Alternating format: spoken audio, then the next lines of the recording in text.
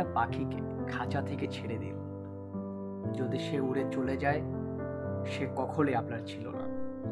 যদি সে আবার ফিরে আসে তবেই বুঝবে যে সে আপনার ছিল। আসলে যে আপনাকে ছেড়ে চলে যায় তাকে নিয়ে খামোকা খুব বেশি বাড়াবাড়ি করবেন না, খুব বেশি কান্না। যে আপনাকে ছেড়ে চলে গেছে সে কখনোই আপনার ছিল না, এটা আপনাকে মানতেই হবে।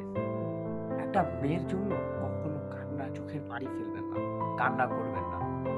কান্না করে নিজের মা বাবার জন্য নামাজে গিয়ে সিজদায় কান্না করুন, এই কান্নার মূল্য আছে।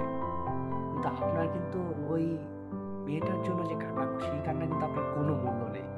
সে আপনাকে ছেড়ে চলে গেছে, সে নিশ্চয়ই আপনার এই কান্নার মূল্য দিতে জানে না, তাই কিন্তু সে চলে গেছে। তাই বলে আপনি কি এটা নিয়ে পড়ে থাকবেন? মোটেও কিন্তু আপনার এটা করা উচিত হবে না। আর পাশাপাশি যদি প্রিভিউ বছরগুলো সুসাইডের কারণ, এর হারটা যদি দেখতে পারি, তাহলে দেখলে একটা বড় অংশ যে আছে এই রিলেশন ভেঙে। মানে এই জিনিসটা আসলে একটু খটকার বিষয় যে একটা সুস্থ স্বভাবের মানুষ, একটা সুস্থ বিবেক সম্পন্ন মানুষ কিভাবে সামান্য রিলেশন ভেঙে দেওয়ার জন্য সুসাইড করতে পারে, এটা আসলে মাথায় আসার মতো না।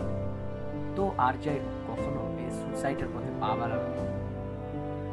আর যদি কেউ চলে যায় তার জন্য ভেঙে পড়বেন না, বরং তার চলে যাওয়ায়, তার কষ্ট দেওয়ায় মনে যে ক্ষতটা তৈরি হয়েছে, কতটা সারিয়ে তুলবে। আশা করি আপনি একটা ভালো জীবন যাপন করতে পারবেন।